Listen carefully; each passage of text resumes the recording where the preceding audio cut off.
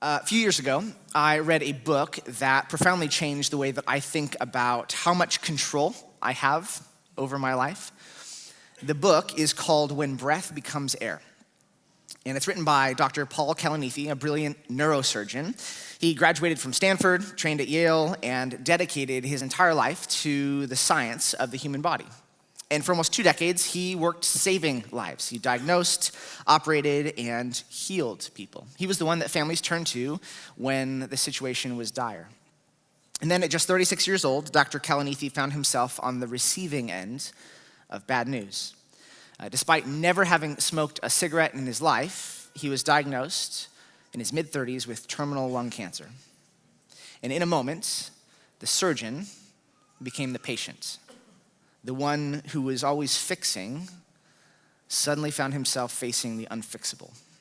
And so in his memoir, When Breath Becomes Air, which he wrote in the final months of his life, he captures exactly what happens in a really humble and transparent way, what happens when power gives way to panic and the illusion of control disappears. He said, at one point in time in his book, I had assumed that there would always be a way to keep going, that there would always be a next step. But suddenly I saw the line between life and death as a real present thing. And in that profound powerlessness, Dr. Kalanithi discovered something that decades of academic achievement and success as a doctor had never given him, and that was clarity. Not clarity about how to extend life, but rather clarity about what gives life meaning. In our passage today, we're going to meet a man named Naaman. And he is a respected, accomplished, and powerful man, but despite all of his wealth and status and authority, he too faces a problem that he is powerless to fix. And so here's the question that we're going to ask today. What happens when the control that we thought we had turns out just to be an illusion? What happens when life throws a curveball at you and you realize that you are actually powerless to fix what is most broken in the world, and maybe even what's most broken inside of you? We're in this series called Outsiders. We've been walking through the Old Testament, looking at individuals and groups of people that have traditionally been seen as outsiders, and seeing how God has actually been pursuing outsiders all along, that from the very beginning of Scripture, God's heart is not just for some, but rather for the whole world. And so we've looked at the story of Abram so far, and Rahab. Last week, Ian unpacked the story of the Gibeonites. And today, we're going to look at a story about a man called Naaman. And before we dive into 2 Kings 5, which is where we'll be, helpful to kind of understand where we are in the biblical story. So Saul was the first king of Israel, you may know that, and then after him came David. And just before David died, he handed off his kingdom to his son Solomon. And under Solomon, Israel really reached the height of its political power and economic prosperity and strength as a kingdom. But after Solomon's death, the kingdom kind of spiraled. It split into two, with the northern kingdom, still called Israel, and the southern kingdom, which took the name Judah. And from the very beginning of that split, the north was always marked by spiritual compromise and political instability, and it really never fully recovered. And the kings of Israel were constantly leading their people not to God, not to greater righteousness and faithfulness, but away from God. And the result was the nation became more and more entangled in these cycles of idolatry and war and greater decline. And in the midst of all of that, that is where Naaman's story takes place. And right across the border from Israel is this kingdom called Aram. It's a powerful and often hostile neighbor as you read through the biblical story. And the man at the helm of the military of Aram is this man, Naaman. So 2 Kings chapter 5, beginning right at verse 1. Now Naaman was the commander of the army of the king of Aram, which is modern-day Syria, by the way. He was a great man in the sight of his master and highly regarded, because through him the Lord had given victory to Aram. And he was a valiant soldier. So the chapter begins by giving a sort of condensed resume of this guy that we're just meeting. He was a commander of an army. He was highly regarded. The king loves him. He's valiant. He's led his soldiers in victory. But then there's a but. And then in 4 words, we see this sort of picture-perfect guy come crumbling down. It says, but he had leprosy. Leprosy at the time was a sort of bucket term for any sort of chronic, severe skin disease. And so Naaman held a position where he was expected to project power and authority, importance, and yet he walked around with a skin that would crack and bleed and pus. He would have always been mindful of how far his body was away from another person's body. He would likely have avoided handshakes and hugs. He would wake up and go to bed with chronic pain. This was a man with all of the accolades, but who was alone in this struggle. He had all the power, and yet he was powerless over his own body. That's verse 1. Verse 2, now bands of raiders from Aram had gone out and taken captive a young girl from Israel, and she served Naaman's wife. Now, I don't want us to skip past this too quickly. I want you to imagine for a moment the heartbreak behind this young girl's situation. She had been taken in a raid. Her town in Israel may have been burned to the ground. Her parents, caught up in all this, might have been killed or enslaved just like she was. Think of the kind of horror that we see in modern hostage situations where an invader will come in and militant groups will take up children, steal them away from their family, drop them into enemy households. That's what this girl is facing. And even though she had not been on earth for very long, her life was already marked by violence and exploitation and trauma. And then she said to her mistress, if only my master, so here she's referring to Naaman, if only my master would see the prophet who's in Samaria, he would cure him of his leprosy. So it seems this girl has memories of when she was still in Israel prior to her being taken captive. She knew of a man who we'll learn soon is Elisha, who is not only a prophet of God, but a man who is capable of miracles, performing miracles. And she may have met Elisha, but at the very least, she had heard stories about the kinds of things that he had done. Stories about him multiplying bread for 100 men or multiplying oil for a desperately poor widow. He had purified a polluted spring and parted the waters of the Jordan River. There's a scene where Elisha is mocked by a few dozen boys for being bald, and he responds by sending bears to attack them. I've always found that one oddly comforting. But here's the thing. Don't laugh too loud. But here's the thing. Elijah was an Israelite prophet, and all of his miracles to date, get this, had been to the benefit of Israel.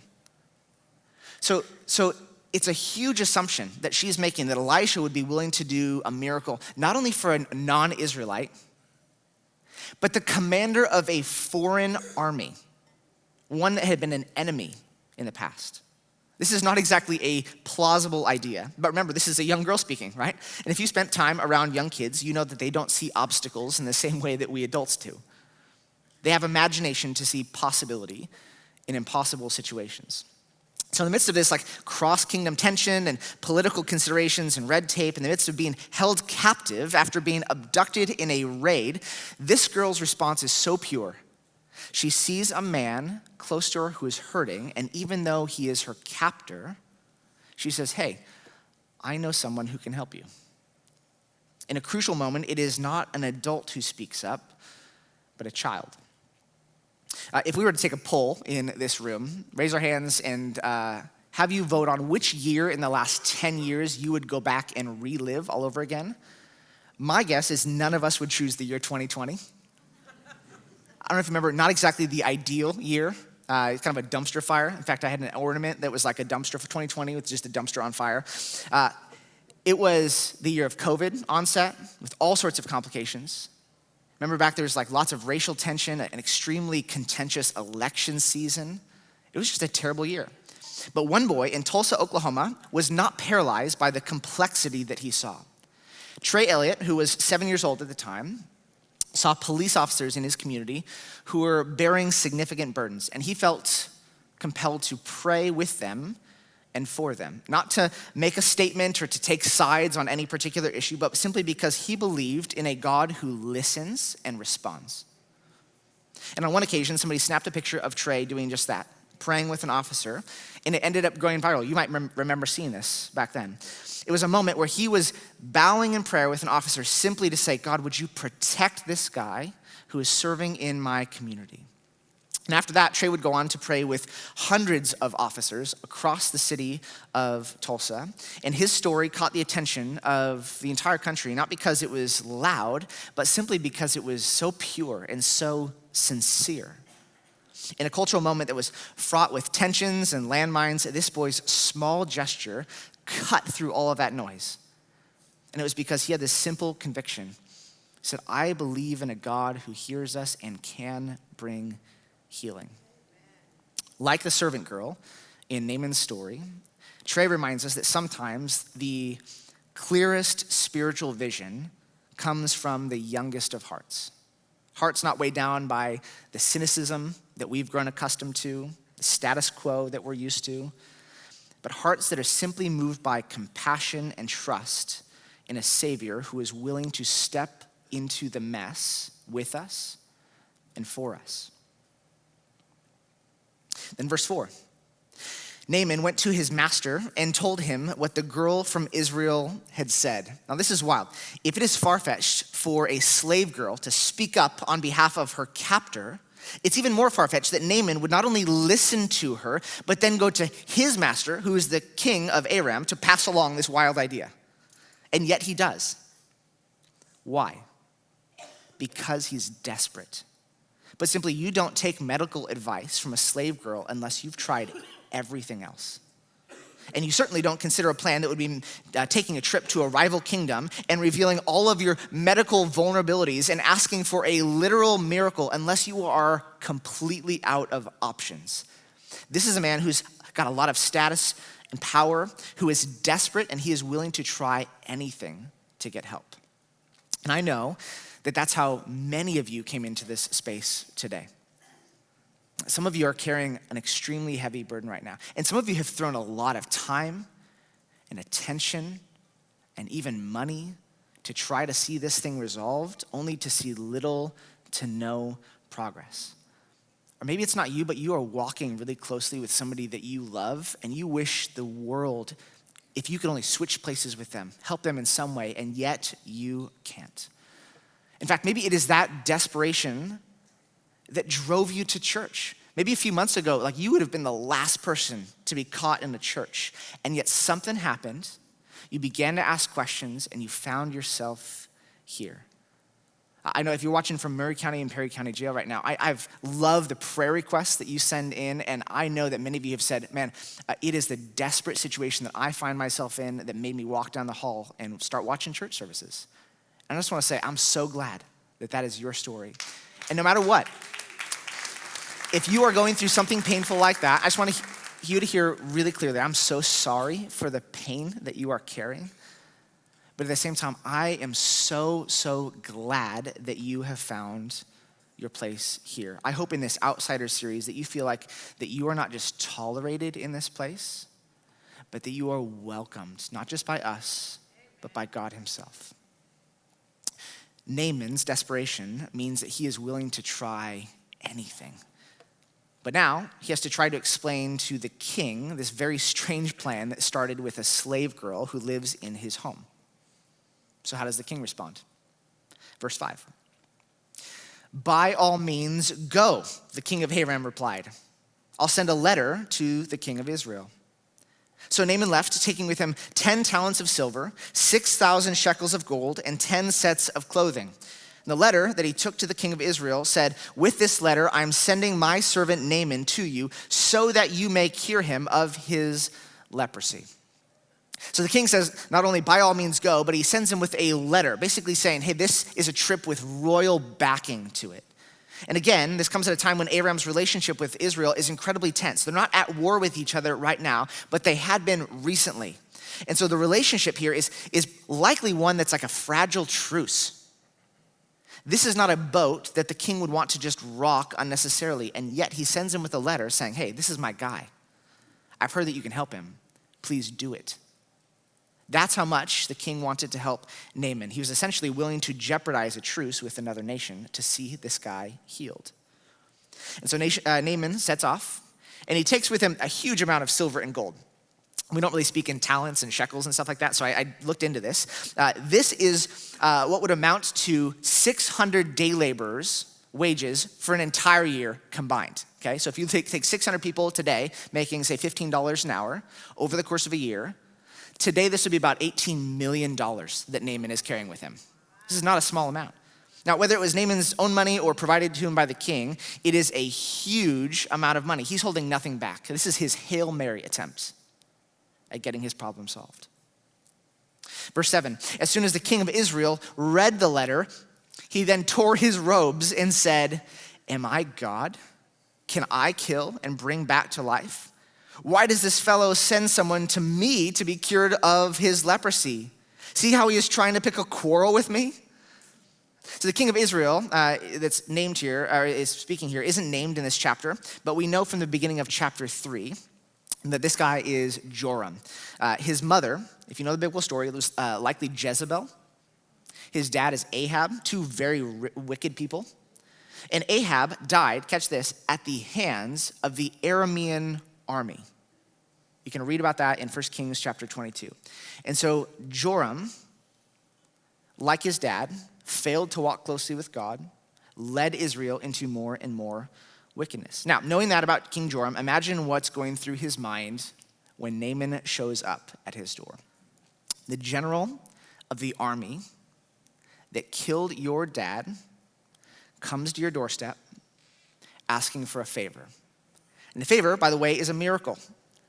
To heal him of a skin disease that nobody up until this point has been able to do anything about. Oh, and by the way, he comes with an entire entourage and a very direct letter from the king and $18 million in cash.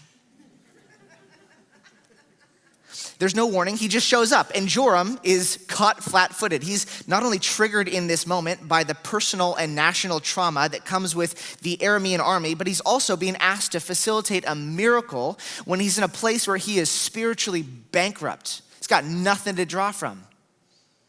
This moment highlights just how far Israel had drifted. Joram has a prophet of God in his land, but apparently Joram's forgotten all about him. And so he panics. He suspects, in fact, that this might be a setup. He's thinking maybe the king of Aram is intentionally asking for something that he knows is not even possible so that he can have grounds to become angry and invade us yet again. That's what he's thinking. Now, on the other hand, imagine what's going through Naaman's mind in this moment. He has just made this big journey with this whole caravan of people, millions of dollars, and when he arrives, the guy who answers the door seems to be caught off guard and unable to do anything. Again, Naaman very well might be thinking, did I make this trip for nothing? I put my neck out. I listened to this slave girl. Was I stupid to listen to a slave girl? His faith in Israel's God's ability to do anything is probably wavering at this point. Verse 8, when Elijah, the man of God, heard that the king of Israel had torn his robes, so apparently the word had gotten out that the king is a little bit stressed. He sent him this message. Why have you torn your robes? Have the man come to me, and he will know that there's a prophet in Israel. So here, Elisha takes initiative where the king has failed. He says, why have you torn your robes? It's a rebuke, right? But it's not cruel, it's corrective. This is what prophets are supposed to do. It's as if Elijah's saying, why are you acting, king, like there is no God in Israel? My job as a prophet is to remind you that there is a God here in our midst, and he can do the impossible. So Elisha says, have the man come to me. So Naaman went with his horses and chariots and stopped at the door of Elisha's house. So here it is, this moment. Naaman accepts Elisha's invitation, shows up to his front door, and interestingly, Elisha doesn't even come to greet him. Instead, this is what happens. Elisha sent a messenger to him. Said, go wash yourself 7 times in the Jordan, and your flesh will be restored, and you will be cleansed. So why is it that Elisha doesn't go out to Naaman when he has made this big journey and he's right there at his front door? After all, he's the one who invited Naaman to come see him, remember? Throughout Elisha's ministry, he's almost always physically present for the miracles that he does. So he touches the widow's dead son, he comes back to life. He throws salt into the spring to make it better. He slaps the surface of the Jordan River in order to part it, but not this time. This time he hangs back and sends a messenger to go forth. So why is he keeping his distance? We're not told outright here in the chapter, but here's my strong hunch. Remember, this is the only miracle in Elisha's ministry where the recipient is a non-Israelite. So my guess is that Elisha wants to make this crystal clear that what's about to happen is not a result of his power, but rather the power of Yahweh, the God not just of Israel, but the God of heaven and earth. So he sends a messenger to tell Naaman, hey, go into the river. By the way, the very river that symbolized Israel's new beginning in the promised land. He's saying to Naaman essentially, hey, God gave us a new beginning. He can do it for you too, if you trust him. But Naaman went away angry and said, I thought he would surely have come out to me and stand and call on the name of the Lord his God, wave his hand over the spot and cure me of my leprosy. Are not Abana and Pharpar, the rivers of Damascus, better than all the waters of Israel? Couldn't I wash in them and be cleansed? And so he turned and went off in a rage. Naaman expected a spectacle, a dramatic healing, maybe some fireworks to accompany this whole thing. And instead, he gets a messenger with a very basic command to go bathe in a nearby river. It's a weird set of instruction, isn't it? And he's offended. He's thinking, I didn't come all this way to take a bath in your river. If that was the case, I could have done that at home. We got better rivers where I come from. And he says, I thought that he would surely have come out to me and stand and call on the name of the Lord his God and wave his hand over the spot and cure me. And as I was reading this passage, this phrase caught my attention. He says, I thought he would surely. And I got to thinking, how often do we do the exact same thing that Naaman's doing here? How would you finish this sentence? I thought God would have surely. I thought God would have surely given me a spouse by now, or a child by now. I thought God would have surely opened the door for my career. After all, I've been faithful, been working hard. I thought he would for sure heal that relationship that has been broken for so long. But it's not. Or maybe like Naaman, what you face is an illness that affects every single day of your life. And you're thinking, man, if God really does love me, if it is true, the stuff I hear at church, that he sees me, surely by now he would have healed me. But he hasn't. Naaman had an expectation of exactly what he thought his healing should have looked like. He knew how God should act. And when the real thing comes along and didn't match his imagined version, he almost missed out on the very thing that could help him. Verse 13, Naaman's servants went to him and said, my father, if the prophet had told you to go do some great thing, would you not have done it? How much more then when he tells you, wash and be cleansed? So notice again, it's the servants whose names we don't even know, who are the ones who speak up, encourage, and keep the plot line moving forward. And they're saying, look, if Elijah had asked you to conquer a city or scale a mountain, you would have said, gladly. So why not do this simple thing that he's asking you to do? You know, sometimes God's path towards healing in our life is a slow, quiet, and unimpressive path. And we can tend to get offended because God's blueprint oftentimes does not match ours. And so we say things like, well, I don't want to go to counseling again. What good is that going to do? I don't want to confess that sin. I don't want to be the first person to forgive in that relationship because it feels too basic, right? It's almost like beneath us. But I want to put a question before you today. What if the breakthrough that God wants to bring to your story is waiting for you on the other side of ordinary obedience? Nothing spectacular, no fireworks, ordinary obedience. Like Naaman, the turning point that you are waiting for may not come in the way that you're expecting. So maybe it is time today to let go of your expectations and to simply step forward faithfully in the small things and see what God does. Verse 14, so he went down and dipped himself in the Jordan 7 times, as the man of God had told him. And his flesh was restored and became clean like that of a young boy. So surprisingly, for the second time in the story, Naaman actually listens to the servants in his midst. And he makes his way to the Jordan River, and it says he dipped himself 7 times. You catch that word? It caught my attention because it's different than the instructions that Elisha had given. Elisha said, hey, go wash 7 times. And here he is dipping. So it's a different word in our English, and it's also a different word in Hebrew. And so I looked into it. The word for wash that Elisha tells him to do can indicate a sort of like ritual cleansing, like splashing water on yourself. The word dipped, what Naaman does, is like full immersion. He jumps in, head to toe, not once, 7 times. It's like he's saying, I'm not gonna rush this. I'm not gonna give this the bare minimum. I'm going all in, literally. And the result? His skin is restored. But more than that, it says he was made clean, which almost indicates that there's a spiritual undertone here to what's happening to Naaman. And one really interesting thing that might be easy to miss in the story is it says that his flesh became like that of a young boy. That word for young boy is na'ar. It's the same root as the word for the young girl at the beginning of the story. There's a wordplay, very intentional wordplay going on. This great man has to become like a little child. It echoes Jesus' words. You probably have heard them. Unless you become like little children, you'll never enter the kingdom of heaven. Naaman's healing begins with humility. To experience what God would have for him, he had to come to a place where he was willing to say, I cannot heal myself on my own.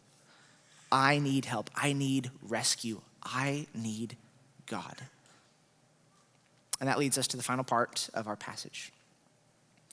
Then Naaman and all his attendants went back to the man of God.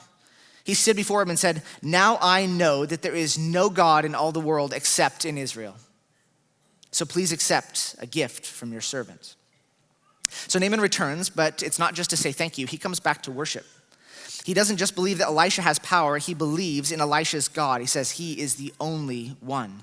And this is a radical shift, not only in a polytheistic culture where there's just lots and lots of gods all the time, but for somebody who's a high-ranking official in an enemy kingdom. This is a big shift. And not only that, but he offers a gift. And we're not told exactly why he offers this gift, like what's going on in his heart. But my guess is there may be something like a remnant of the old transactional mindset that Naaman has, right? I'm gonna bring this whole like $18 million worth of stuff to give to you to exchange. He says, you help me, now let me pay. And the prophet answered, as surely as the Lord lives, whom I serve, I will not accept a thing. And even though Naaman urged him, he refused. Elijah turning down the gift here is really important. He does it for the exact same reason that he was absent when the miracle happened before. He does not want there to be any confusion, especially for somebody who's outside Israel. He wants Naaman to know God did this, and God's grace is not for sale. Plain and simple.